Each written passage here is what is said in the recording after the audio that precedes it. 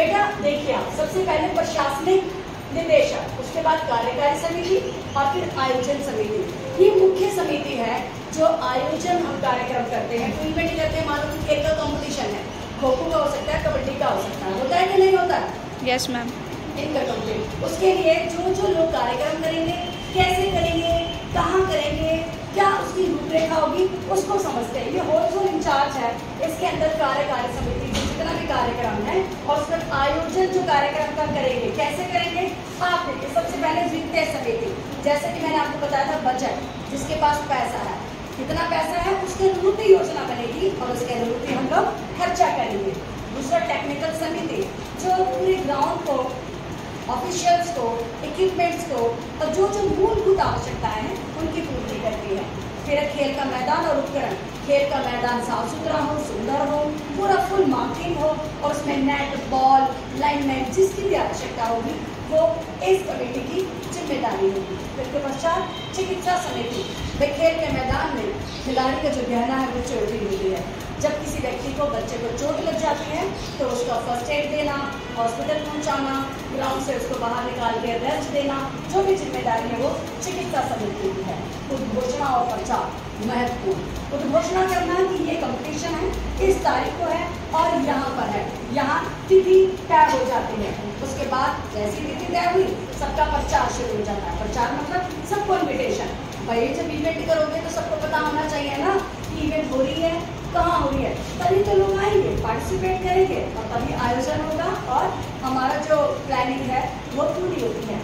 जैसे ही होता है एंट्री शुरू हो जाती है। जैसे कि मैं SKV विश्वास नगर, तो मैं अपने बच्चों को लेकर एंट्री दूंगी कि मैं भी आ रही हूँ, मेरा भी पार्टिसिपेशन।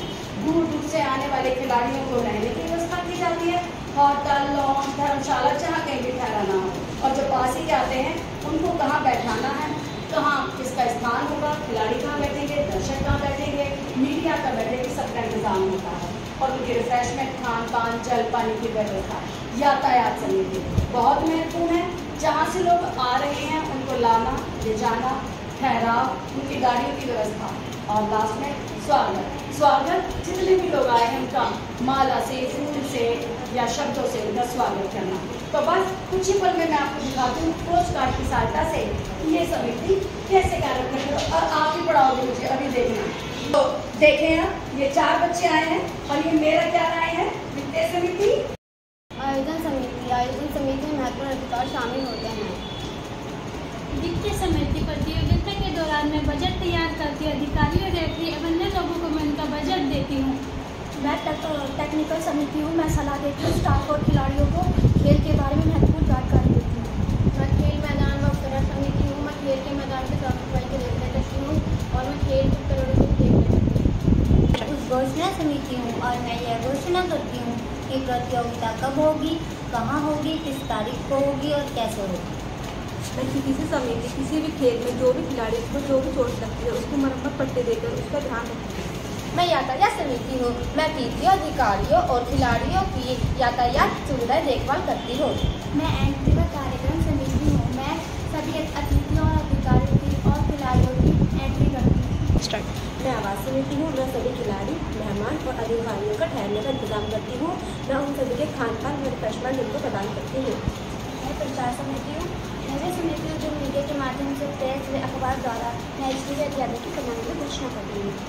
मैं स्वागत समिति हूँ, मैं समिति हूँ जो अधिकारों, मेहमानों में, खिलाड़ियों के खान पान, उनके रहने में, उनकी ज़रूरतों का ख्याल रखती हूँ। तो देखा आपने, आज क्योंकि मैं प्रशासनिक निदेशक हूँ और मेरे अंतर्गत ये सारे लोग काम करते हैं। इन्होंने खुद ही बताया कौन वित्त कमेटी है, कौन घोषणा कमेटी है, कौन यातायात देखता है। तो ये सारे जो लोग हैं वो समिति हैं, जो कि मैंने आपको पढ़ाया था अभी की विभिन्न समितियां और उनकी जिम्मेदारियां।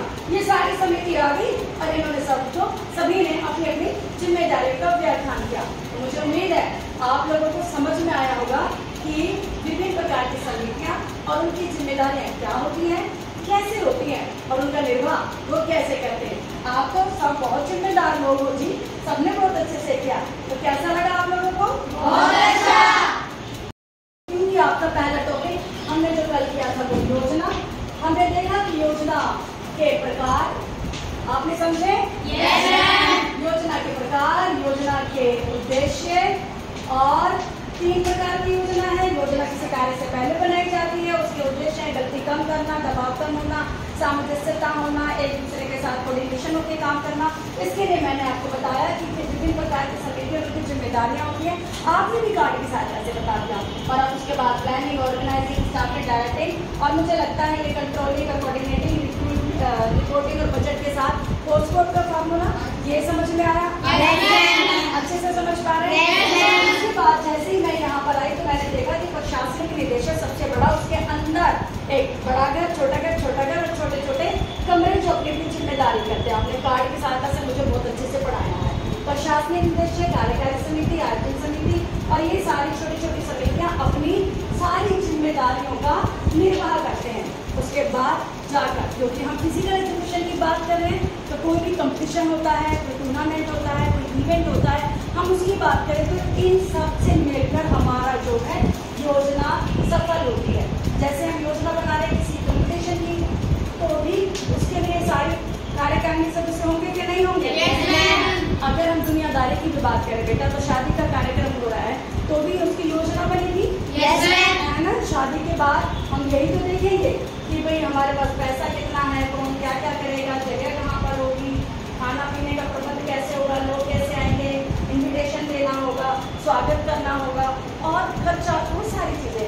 आप कोई भी कार्यक्रम करते हैं तो उसके लिए योजना बनती है और हर योजना के लिए एक समूह की, समिति की, कमेटी की, कुछ लोगों की जरूरत होती है जो अपनी जिम्मेदारी को पूरा करते हैं। तो इसीक्वेंटली मैंने पहले चैप्टर का एक टॉपिक योजना, दूसरा टॉपिक विभिन्न समितियाँ उनकी जिम्मेदारियों को पूरा किया है।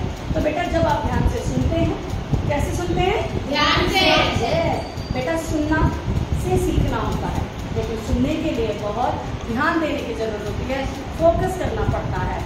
सुनने के बाद सीखा, सीखने के बाद पढ़ा, पढ़ने के बाद कॉपी में किया, चेक कराया, उसके बाद आप जाकर अपने चैप्टर के लिए तैयार होते हैं। और भाषा के लिए कोई चिंता नहीं है, ये सारी बातें आपको पता ही थी, बस किताबी भाषा और साइंटिफिक लैंग्वेज अब आपको पता चल गई, वरना ये तो आप रोज दिनचर्या की जिंदगी में देखते हैं कि नहीं?